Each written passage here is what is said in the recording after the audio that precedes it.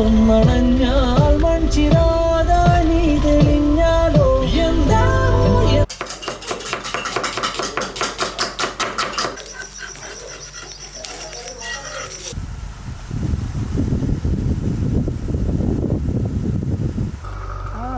Photographer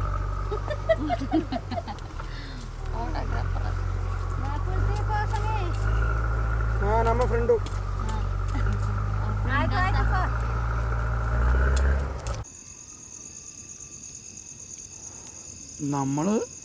നമ്മളെന്തായാലും മരിച്ചു കഴിഞ്ഞ നേരം മണ്ണിലേക്കല്ലേ പോകണം.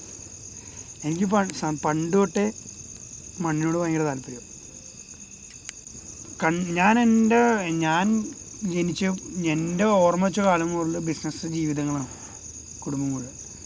പക്ഷെ എങ്കിൽ പോലും വീടിൻ്റെ തൊട്ട് സൈഡിലുള്ള മണ്ണ്, ആ മണ്ണിൽ എന്ത് വളരണം, അതിലുണ്ടാവുന്ന ആ ഒരു കായ് കാണുമ്പോൾ അതിൽ ഒരു പഴം വർഗ്ഗം കാണുമ്പോഴുള്ള ഒരു സന്തോഷം അത് വേറെയാണ്. അപ്പോൾ അതിൽ നിന്ന് നമുക്ക് ഓൾറെഡി ഒരു ആഗ്രഹമുണ്ട്.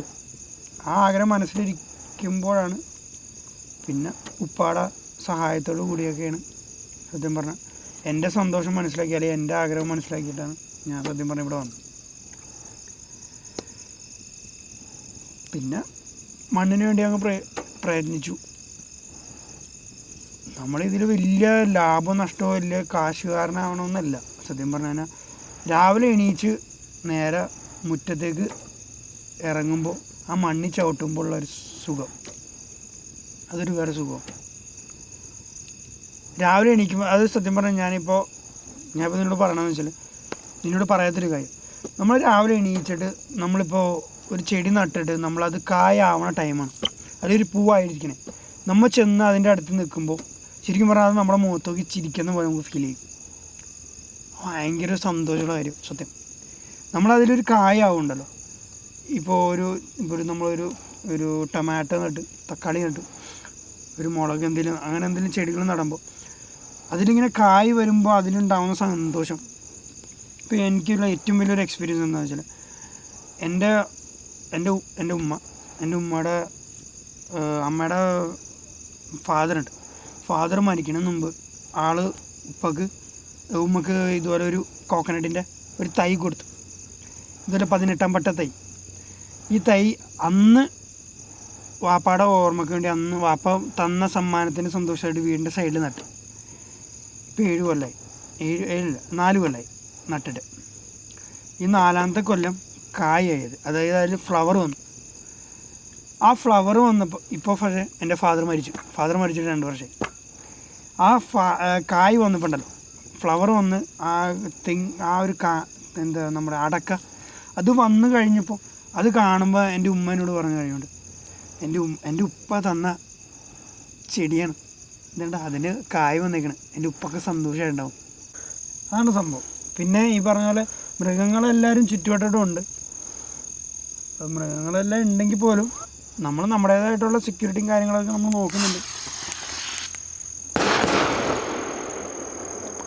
എന്താണത്? അത് വേറൊന്നുമല്ല, അത് ആനേനെങ്ങാനും തൊട്ടടുത്ത് എന്തെങ്കിലും കണ്ട, അല്ല ആനയുടെ ശല്യം എന്തെങ്കിലും വന്നാൽ അപ്പം പടക്കം പൊട്ടിച്ചോ അതിന് ഓടിക്കണം. അതിനൊന്നും ഭയപ്പെട്ട് ഓടിക്കണ്ട. കാരണം അല്ലെങ്കിൽ നമ്മുടെ കൃഷിക്ക് നാശം വരുത്തല്ലോ. അതിനുവേണ്ടിയുള്ള ഒരു മുൻകരുതൽ, അത്രേ ഉള്ളൂ, വേറെ ഒന്നുമില്ല. പേടിക്കൊന്നും വേണ്ട കരുതൽ. അങ്ങനെ ഇതെല്ലാം ഒരു നല്ലൊരു എക്സ്പീരിയൻസാണ്, നല്ലൊരു ജീവിതാനുഭവം, ഒരു സുഖം. ഇപ്പോൾ ഈ മഞ്ഞത്ത് ഈ തീയുടെ ചൂടിൻ്റെ അടുത്ത് നിന്നിട്ടുള്ള ആ ഒരു ഇരിപ്പും, നേരെ മുകളിലേക്ക് നോക്കിയാൽ ആ കാണുന്ന ആ നിലാവും നക്ഷത്രവും, അതൊന്നും നമുക്ക് വേറെ എവിടെയും കാണാൻ കിട്ടില്ല. അതിലേക്ക് ഒരു 5 മിനിറ്റ് നോക്കി നിൽക്കുമ്പോൾ ആനയുടെ ശല്യം കുറച്ച് കൂടുതലാണ്. അതാണ് 2 പടക്കം പൊടിക്കണത്.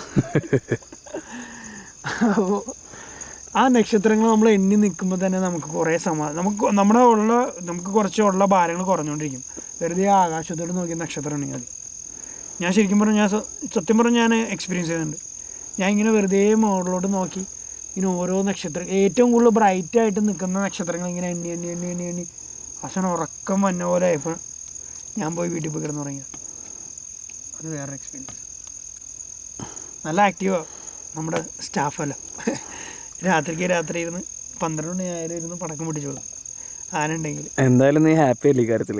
പിന്നെ 100% ഹാപ്പിയാണ്. ഫോട്ടോഗ്രാഫർ